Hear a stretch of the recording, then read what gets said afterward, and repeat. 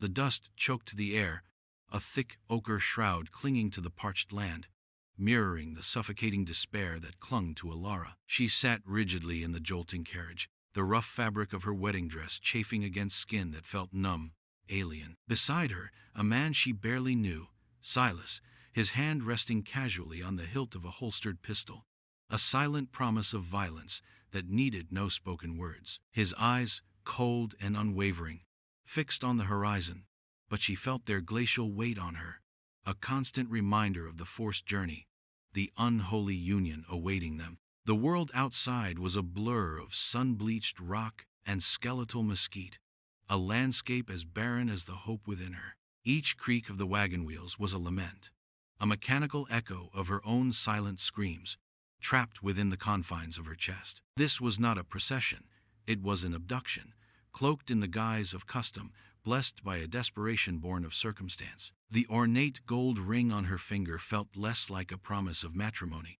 and more like a shackle, burning into her flesh, an iron brand of ownership. It was a tangible mark of her loss, a cold, hard truth that severed her from everything she had ever known, every whisper of a dream she had dared to harbor. The air was thick with unspoken questions, with accusations yet to be hurled, with the heavy, bitter taste of irreversible decisions.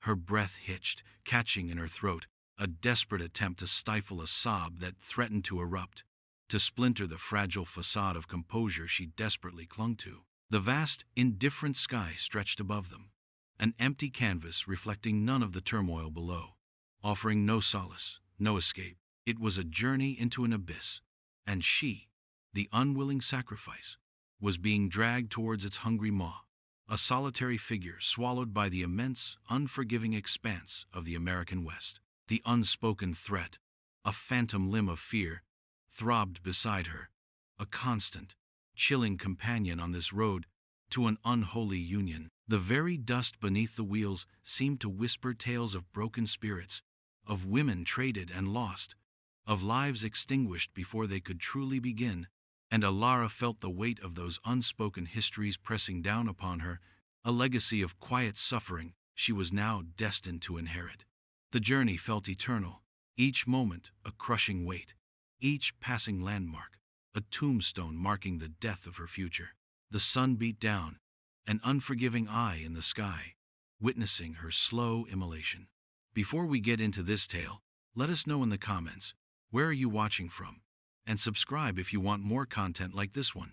The carriage rolled onward, the rhythm of its progress an insidious lullaby designed to soothe and then suffocate. Alara kept her gaze fixed on a distant point, a craggy peak that seemed to mock her entrapment with its defiant ascent. She could not bring herself to look at Silas, not directly. His presence was a palpable weight, an oppressive heat radiating from the man who was both her captor and, by decree, her soon-to-be husband. He was a creature of the plains, hardened by sun and solitude, his face etched with lines that spoke of a life lived on the fringes of civilization, a life that had, by some twisted turn of fate, intersected violently with her own.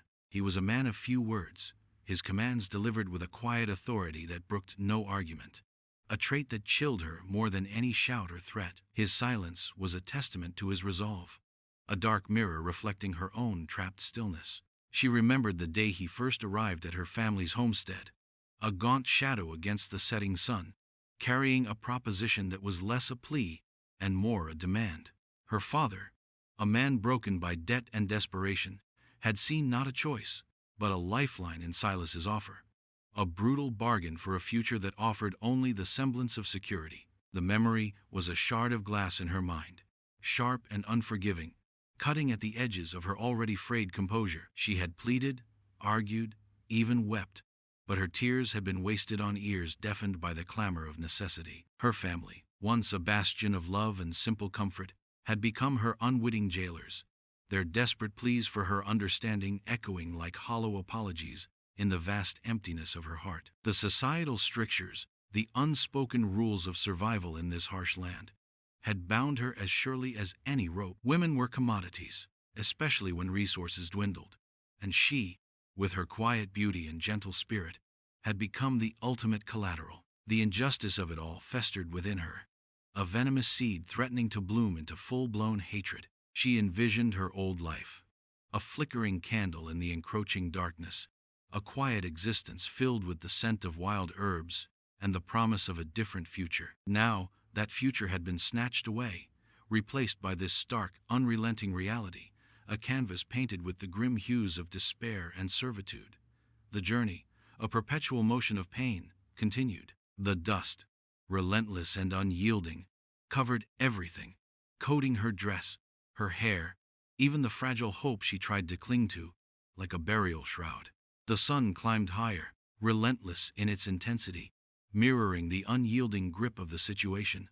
Alara's mind, a battlefield of despair and defiance, fought against the encroaching numbness. She thought of the small silver locket hidden beneath her dress, a forgotten trinket from a simpler time, a memento of a brief, whispered affection she had once shared with a young man, Daniel, whose gentle hands and earnest eyes seemed a lifetime away now. Their love, a fragile bloom in the harsh landscape, had been crushed under the relentless heel of circumstance. He had promised to return, to build a life for them, but the land had claimed him.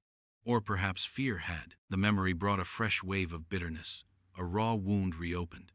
She hated him for his absence, for the hope he had unknowingly nurtured, and for the subsequent desolation that had swallowed her whole. But more, she hated herself for allowing such a tender vulnerability to exist, for believing in a world that clearly had no place for such softness. Silas coughed, a dry, rasping sound that broke the silence. He didn't look at her, but the small gesture felt like a tightening of invisible bonds. She wondered what thoughts occupied his mind. Was he a monster, or merely a man, driven by his own harsh realities, by the same unforgiving wilderness that shaped them all? His reputation preceded him, a shadowy whisper on the wind, a man who took what he wanted, a man who had forged his own brutal path. Yet, there was a quiet solemnity to him, a grim determination that suggested a purpose beyond mere cruelty. This journey was his declaration, his claim, his violent assertion of will. She remembered the fleeting glances exchanged in the dusty town square, the knowing looks from the local women, a mixture of pity and veiled judgment. They were the societal figures, the silent chorus of her plight, their own lives woven into the fabric of hardship and compromise. They had seen countless young women marry for security, for survival, for reasons far removed from love. Their eyes held the collective wisdom of generations who understood the brutal arithmetic of this land. A woman's value was often measured in her utility, her ability to endure. It was a cold truth, a stark and unforgiving reality that stripped away sentimentality, leaving only the bare bones of survival. Alara swallowed hard, her throat raw, feeling the weight of their silent expectations, their unspoken understanding that she, too, would bend, would break, would eventually conform to the harsh dictates of her fate. The sun continued its relentless climb, a fiery orb in the indifferent sky, illuminating her grim procession, an inescapable journey towards an uncertain, dreaded future. Hours bled into one another, marked only by the lengthening shadows and the shifting hues of the sky. The landscape, once a blur, began to take on a harsh intimacy, each rock and gnarled tree a witness to her unfolding tragedy. Alara's defiance, a tiny spark that had stubbornly flickered within her, began to wane under the relentless pressure of exhaustion and hopelessness. She closed her eyes, trying to conjure the image of a life unburdened, a past where laughter wasn't a luxury and fear wasn't a constant companion. But the memories were like smoke, elusive and quickly dispersed by the biting reality of the wagon's endless journey. A sudden jolt threw her against Silas, and for a fleeting moment, she felt the rigid strength of his body, the latent power coiled within him. He did not flinch, his gaze still fixed ahead, but she detected a subtle tension in his jaw, a slight shift in his posture. Something had changed. She opened her eyes, scanning the vast, empty expanse. And then she saw him, a lone rider, a silhouette against the lowering sun, barely discernible at first, then growing steadily, inexorably, larger. He rode with a peculiar stillness, an almost unnatural calm that seemed to defy the rugged terrain. Her breath hitched. Who was he?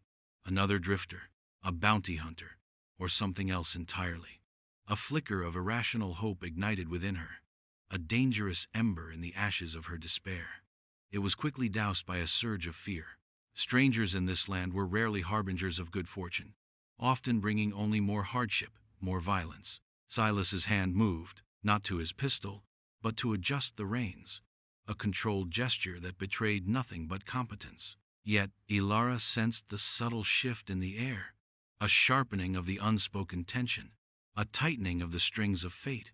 The rider was a disruption, an unexpected variable in their grim equation. His presence was an open loop, a question mark hanging in the dust-filled air, daring to challenge the established narrative of her abduction.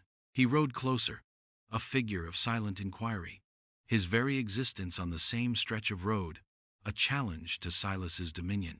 The sun, sinking lower, cast long, distorted shadows, making the rider appear almost spectral, a ghostly apparition emerging from the heat haze. His identity, his intentions, remained shrouded in mystery, yet his arrival brought with it a distinct feeling, a premonition that the monotonous drone of her despair was about to be shattered, irrevocably altered by the silent approach of this unknown entity. The lone rider drew closer, his horse a dark smudge against the fiery canvas of the setting sun, its hooves kicking up plumes of dust that caught the light like scattered embers. Ilara watched, a knot of dread and morbid curiosity tightening in her stomach. Every fiber of her being screamed danger, yet a desperate, defiant part of her clung to the slim possibility of intervention, however slim, however reckless. The rider was tall, his hat pulled low, obscuring his features. He carried himself with an almost unsettling stillness, as if he were an extension of the desolate land itself, carved from its silence and its unforgiving will. Silas did not speak, did not overtly react, but the air around him thickened, charged with an unspoken challenge. His gaze remained fixed forward, but Ilara could feel the intensity of his awareness, a predator sensing another approaching its territory. The rider pulled his horse abreast of their carriage, slowing to match their pace. No words were exchanged. Only the rhythmic creak of the wagon wheels and the soft thud of the horse's hooves broke the heavy silence. It was a tableau of immense tension, a silent standoff played out under the vast, indifferent sky. The rider's presence was a question, bold and undeniable, hanging in the arid air. Was he merely passing by? Or had fate, in its cruel irony, sent an unlikely messenger?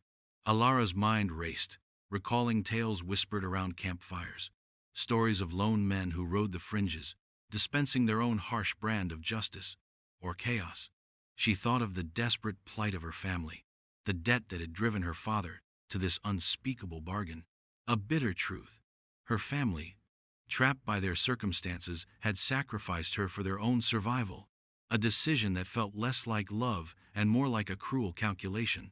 The lone rider, whatever his intentions, represented a crack in the carefully constructed facade of Silas's control, a potential tremor in the foundations of her forced destiny. His silence was a weapon, a challenge thrown without a single word, forcing Silas to acknowledge his presence, to contend with the stark reality of another will intruding upon his carefully orchestrated abduction. The sun dipped further, painting the sky in violent streaks of orange and purple, casting long, distorted shadows that danced like specters across the unforgiving landscape. The scene was set, the stage grimly adorned, for a confrontation that felt both inevitable and terrifyingly uncertain. The silence between the three figures stretched taut, thin as a spider's silk, threatening to snap with the slightest movement. The lone rider's horse matched their pace, hoofbeats a steady, hypnotic rhythm against the silence. Ilara risked a glance at Silas. His jaw was clenched, a muscle twitching almost imperceptibly.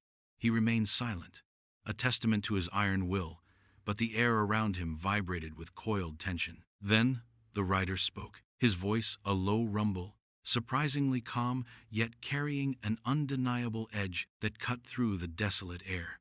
"Lost your way, friend?" he asked. The words simple, yet loaded with layers of unspoken meaning, a veiled inquiry into the nature of their journey, an implicit challenge to Silas's grim authority. Silas did not immediately reply. The carriage wheels continued their slow, grinding revolution, carrying them forward into the vast emptiness. Ilara felt a chill despite the heat, a frisson of anticipation that transcended fear. This was it. The moment of reckoning, or perhaps merely a transient moment of intrusion. "This road is clear," Silas finally said, his voice flat, devoid of emotion, a dismissive brush-off that offered no invitation for further conversation.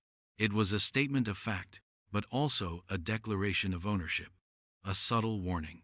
The rider chuckled, a dry, humorless sound that scraped against Alara's frayed nerves. "Seems you've got more than just dust on your hands, friend. A bride. On a journey such as this, it raises questions." His gaze, shielded by the brim of his hat, seemed to pierce through the silence, settling, for a fleeting moment, on Alara. In that brief exchange, she saw not pity, but an assessing intelligence, a flicker of something she couldn't quite name, perhaps curiosity, perhaps a burgeoning sense of justice. She felt a desperate urge to speak, to scream, to shatter the suffocating decorum.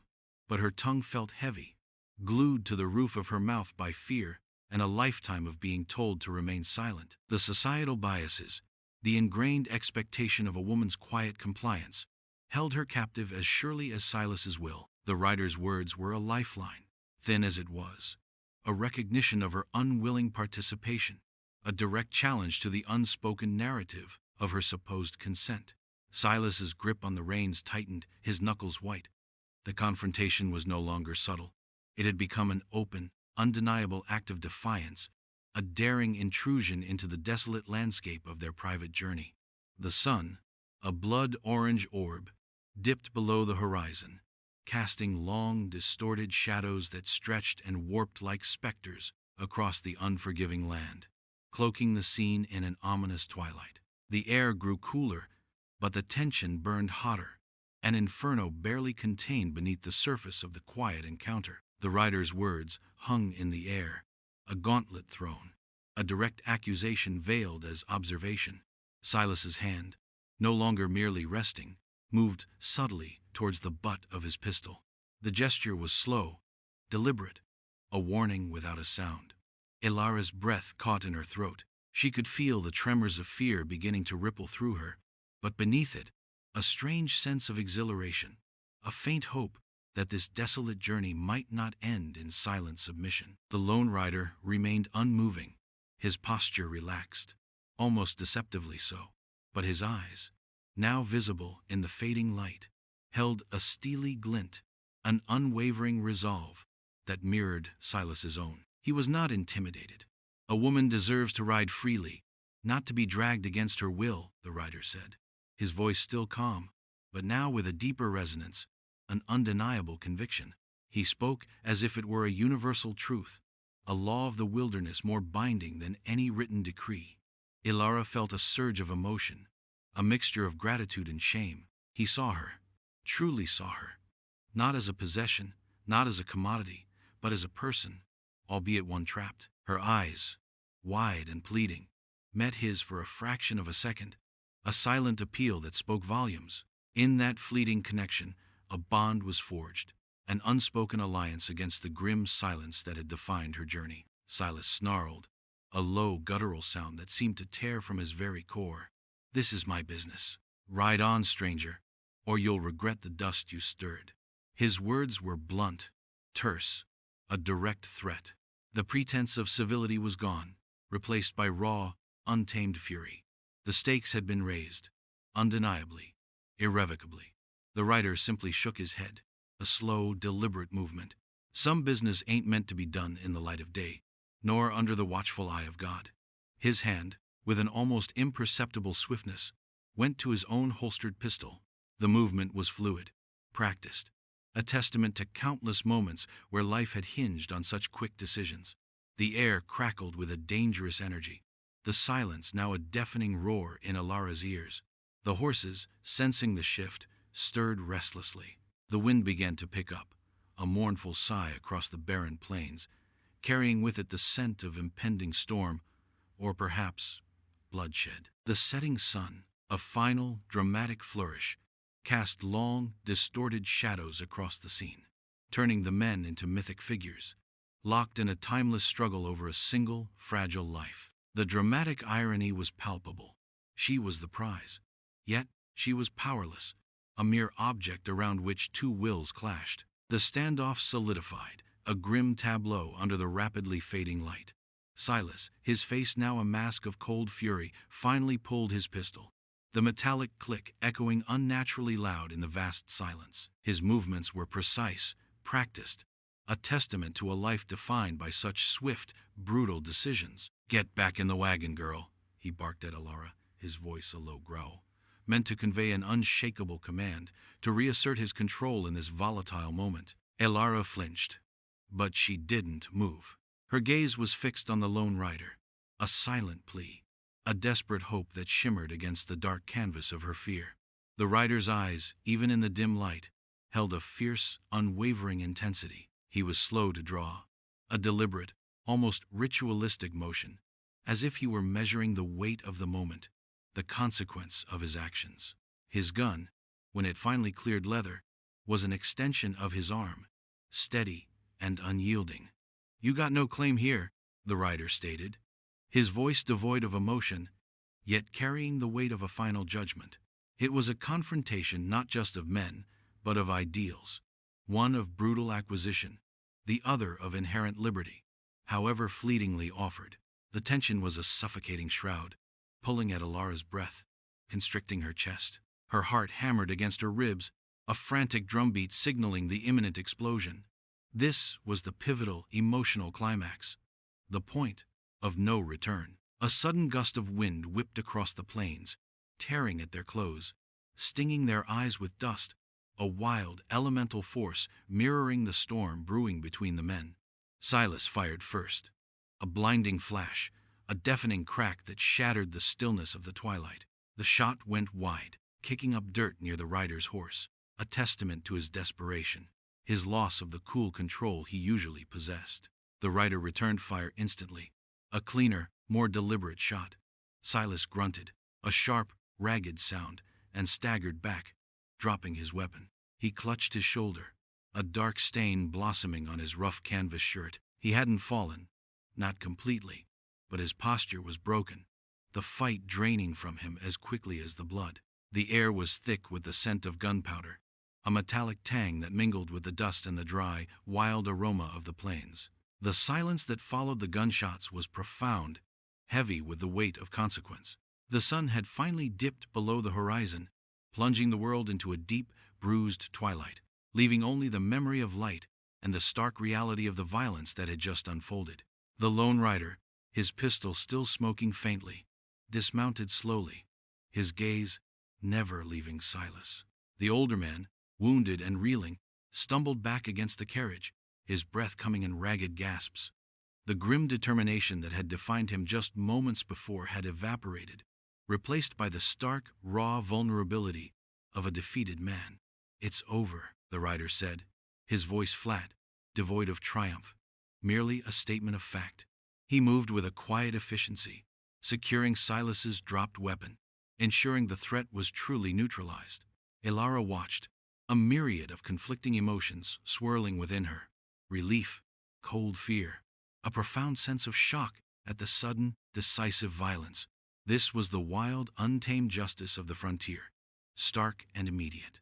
The hope of resolution, though tinged with the dark hues of bloodshed, began to settle upon her like a fragile mantle. The lone rider turned to her then, his face now clearer in the dim light, etched with lines of experience, but his eyes, though still guarded, held a surprising depth, a quiet understanding. He was not a savior in the romanticized sense, but a man who had intervened, a figure of silent, almost reluctant heroism.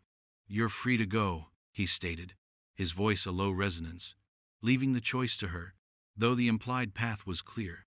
But freedom, she knew, was a far more complex thing than simply being released from chains. Where would she go? Her family, broken by debt, would see her return as another burden, another mouth to feed, another ghost of a failed bargain. The societal strictures that had pushed her into this dire situation still loomed, a silent, pervasive force. She looked at Silas, slumped against the wagon, his breath shallow.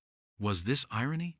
The man who had been her captor, now a broken figure. She felt no pity, only a chilling emptiness, a quiet understanding of the harsh truths of survival that had driven them all. The scent of the wilderness was now tainted with the coppery tang of blood, a reminder of the raw, brutal reality that underpinned this vast, unforgiving land. The moon, a thin crescent, began to rise, casting long, spectral shadows that danced and writhed across the silent plains, illuminating the stillness of the aftermath. The wind whispered through the mesquite, a mournful dirge, carrying the unspoken questions of her future into the vast, indifferent night. The resolution was here, yet it offered no easy answers, only a new, unsettling beginning.